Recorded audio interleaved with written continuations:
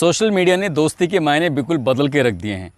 Social media पर कौन है, उसका चेहरा क्या है, उसका नाम क्या है, वो असली भी है या नकली है, इसके बारे में कोई जानकारी ही नहीं होती है। आज की जो सच्ची घटना मैं आपको सुनाने जा रहा हूँ, इस सच्ची घटना में कुछ ऐसा ही होता है। बार बार नाम बदल रहा था और दोस्ती भी करता था तो अमीर घरों की महिलाओं से, वो भी शादीशुदा महिलाओं से। और उसने एक दो नहीं कई महिलाओं से उसने दोस्ती की और उसने एक दो नहीं लगभग 1 करोड़ रुपए उसने उनसे ऐंठे। साथ ही करोड़ों रुपए की ज्वेलरी भी उसने ऐसे ही कब्जे में ले ली। अब वो महिलाएं अब एक साथ इकट्ठी होकर उस आरोपी के विरुद्ध कार्रवाई की मांग कर रही हैं। लेकिन पुलिस वाले हैं कि हर मामले को जैसे शिथिलता से लेते हैं, गंभीरता से नहीं लेते हैं, इस मामले को भी वो वैसे ही ले रहे थे। लेकिन जब उन महिलाओं ने प्रेस कॉन्फ्रेंस करने के बाद सोशल मीडिया पर अपनी आपबीती बताई तो उसी मीडिया जहां पर वो फंसती हैं, सोशल मीडिया पर, उसी सोशल मीडिया ने उनकी आपबीती को जब लोगों के सामने रखा तो लोग सुनकर इस कहानी को हैरान रह जाते हैं, परेशान भी हो जाते हैं। आपको ये कहानी गुदगुदाएगी भी, परेशान भी करेगी, संदेश भी देगी। आदाब, नमस्कार, सत श्री अकाल। मैं उस्मान सैफ़ी। आज की जो सच्ची घटना मैं आपको सुनाने जा रहा हूँ, ये सच्ची घटना है उत्तर प्रदेश का एक ज़िला है आगरा। दरअसल एक महिला जो प्राइवेट स्कूल की प्रधानाचार्य है, 2013 में उसके पति की असमय मौत हो जाती है। वो अकेली रह जाती है और अकेली रहने के कारण कुछ दिनों में उसकी रातों की नींद बेकार होने लगी थी। हमेशा वो अपने पति को याद कर कर के अकेली रोती थी, परेशान होती थी और कब न जाने ये उसकी आदत में शुमार हो गया। उसके बाद उसने सोशल मीडिया पर अपना एक फेसबुक पर अपना एक अकाउंट बनाया और अकाउंट बनाने के बाद अक्सर वो फेसबुक पर ऐसी पन्ने दर पन्ने पलटती रहती थी। लेकिन एक दिन उसके उस मोबाइल पर किसी ने फ्रेंड रिक्वेस्ट भेजी। शुरू में तो उसने उस बात को एक्सेप्ट नहीं किया, उस दोस्ती को। लेकिन जब देखा म्यूचुअल फ्रेंड में कई सारे ऐसे दोस्त हैं जो उसको भी जानते हैं और उस लड़के को भी जानते हैं, तब उसने सोचा कि क्यों ना इस लड़के की फ्रेंड की रिक्वेस्ट को एक्सेप्ट कर लिया जाए। उसके बाद फ्रेंड को रिक्वेस्ट को एक्सेप्ट कर लिया जाता है। एक्सेप्ट करने के बाद दोनों की आपस में बातचीत का सिलसिला शुरू हो जाता है। बातचीत का सिलसिला कुछ इस कदर शुरू होता है, वो लड़का कहता है कि मैं शादीशुदा हूँ और एक बेटी भी है, लेकिन मेरी पत्नी मुझे तलाक देकर अलग हो गई है। अब मैं बिल्कुल अकेला रहता हूँ। मेरे पिता पंजाब के लुधियाना में एसीपी के पद पर हैं और बहन दिल्ली के एक थाने में एसएचओ है। मैं खुद गूगल कंपनी में एचआर का काम करता हूँ। इस तरह की जब अपने बारे में उसने बताया तो उस प्रिंसिपल को भी उसके प्रति लगाव पैदा हो जाता है। फिर वो लड़का इतना चालाक था कि इस प्रिंसिपल से बातचीत करते करते वो कहने लगा कि मुझे अपना फ़ोटोग्राफ्स दिखाओ, मैं आपको देखना चाहता हूँ, तुम कैसी लग रही हो। जब वो सुबह को स्कूल जाती थी तैयार होके तो खासकर वो तब देखने की ख्वाहिश रखता था। धीरे धीरे कब उसने उसको बिना कपड़ों के देखना शुरू कर दिया और उस प्रिंसिपल ने अपने आप को दिखाना भी शुरू कर दिया, दोनों को पता ही नहीं चला।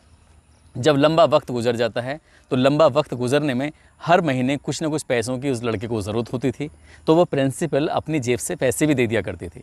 थोड़े बहुत नहीं, ये संख्या अब लाखों में पहुंच जाती है। ऐसे ही एक महिला दिल्ली की होती है, बहुत बड़ा ज्वेलरी का शोरूम होता है। उस महिला को भी वो लड़का फ्रेंड रिक्वेस्ट भेजता है। फ्रेंड रिक्वेस्ट भेजने के बाद अपने बारे में जो अभी तक पहली महिला को बताई थी वही बातें वो उस महिला को बताता है। कहता है कि मेरी मंत्रालय में बहुत अच्छी बात है, तुम चाहो तो मैं तुम्हारे नाम से, तुम्हारे पति के नाम से एक पेट्रोल पंप की मान्यता भी करा सकता हूँ, लेकिन इसके लिए थोड़ा सा खर्चा आएगा। शुरू में विश्वास जीतने का काम करता था, ऐसी बातें करता था कि सामने वाले को लगे कि ये तो हमारे घर का सदस्य है। किसी को राहुल के नाम से मैसेज भेजता था, तो किसी को मोहित के नाम से मैसेज भेजता था, किसी को राहुल वीर के नाम से भेजता था। अलग अलग प्रोफाइल होती थी फेसबुक पर, अलग अलग तरीके से रिक्वेस्ट भेजता था, अलग अलग तरीके से बातचीत करता था।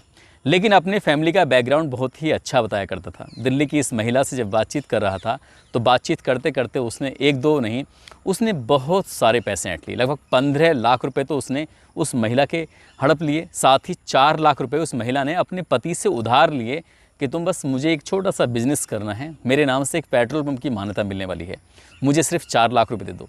पति से 4 लाख रुपये ले लेती है और अपने उस दोस्त को दे देती है। उस दोस्त के साथ वो अश्लील बातें भी करती थी। दोनों आपस में एक दूसरे के साथ फ़ोटो शेयर करते थे, एक दूसरे के साथ ऐसी बातें करते थे। कभी कभी ये वीडियो कॉल के माध्यम से बात करते थे। जब उस महिला ने पैसे मांगने की ज़िद की तो उसने 4 लाख रुपए तो वापस कर दिए, लेकिन 15 लाख रुपए वापस करने की बात आती है तो वो कहता है कि तुम्हें परेशान होने की ज़रूरत नहीं है। जो फ़ोटोग्राफ्स मेरे तुम्हारे पास हैं, जो अश्लील फ़ोटोग्राफ्स हैं जिसमें तुम बिना कपड़ों के हो, मैंने कुछ ऐसे फ़ोटोग्राफ्स बनाए हैं, नए तैयार भी किए हैं, अगर कहो तो सारे पति को भेज दूँ। उस महिला के लगभग 25 साल के 28 साल के बच्चे भी हैं। उस बड़ी महिला से उसने दोस्ती की, उसको उसने कुछ ऐसे हालात में देखा जिसको सिर्फ शायद हमारे समाज, हमारे कानून, ये सिर्फ पति को ही इजाज़त देता है, बाकी किसी को नहीं। उसने इसी तरह से एक और महिला जो कि आगरा की रहने वाली है, उस आगरा की महिला जो कि एक प्राइवेट कंपनी में जॉब करती है, उस महिला के साथ भी उसने ऐसे ही किया और उससे वो सोना चांदी इस तरह से करने लगा, लूटने लगा। और उसने एक दिन उस महिला को बुलाया अपने एक होटल पर, कहा कि मुझे तुमसे मिलना है। और होटल में दोनों साथ रहते हैं। जब साथ रहते हैं तो वो अपने मोबाइल को छुपा कर रख देता है। जब दोनों एक दूसरे के साथ शारीरिक संबंध बना रहे थे तब वो बात सब रिकॉर्ड हो रही थी उस मोबाइल के अंदर। और उस महिला को फिर उस वीडियो के आधार पर कई बार बुलाया, कई बार उसके साथ उसने ऐसे ही रेप किया। एक और महिला को भी उसने इसी तरह से अपने प्रेम जाल में फंसाया। यानी कि 4 महिलाओं ने एक साथ एक पायदान पर आकर अभी बीते शनिवार, आज की मैं अगर बात करूं 16 अक्टूबर है, उसने ठीक 2 दिन पहले यानी कि 14 अक्टूबर को एक प्रेस कॉन्फ्रेंस करती हैं एक होटल के अंदर और ये बताती हैं कि एक फ़िरोज़ाबाद के टूंडला का रहने वाला मोहित शर्मा नाम का एक लड़का जो कि अलग अलग फेसबुक पर फर्जी आईडी बनाया करता था और वो महिलाओं को अपने जाल में फंसाया करता था। इस तरह से 4 महिलाएं तो सामने आती हैं और अपनी बात, अपनी परेशानी, अपनी व्यथा जब रखती हैं तो एक महिला ने बताया कि उसने 65 लाख रुपए लगभग इस कई साल में उस लड़के को दे दिए हैं। यानी कि 4 साल में 65 लाख रुपये नकद दिए हैं। साथ ही एक जो दिल्ली की महिला है वो बताती है कि 15 लाख रुपये एक बार, 4 लाख रुपये एक बार। दूसरी महिला कहती है कि उसने सन 2016 में उससे दोस्ती की थी और लगभग 600 ग्राम सोना और 15 लाख रुपए नगद। और तीसरी महिला यानी कि चौथी महिला कहती है कि उसने सिर्फ 1 लाख रुपए दिए हैं। उसकी कोई अश्लील फ़ोटोग्राफ्स नहीं है, उसकी कोई अश्लील बातचीत नहीं है, लेकिन वो मेरे पैसे नहीं दे रहा है और लगभग 1.5-2 लाख रुपए की ज्वेलरी भी है। इस तरह से 4 महिलाएं तो सामने आती हैं, लेकिन पुलिस के पास जब जब शिकायतें जाती थीं तो पुलिस मामले को गंभीरता से नहीं लेती थी। और वैसे भी ये महिलाएं अपनी उस लड़के की दुगनी उम्र से ज़्यादा की महिलाएं होती हैं।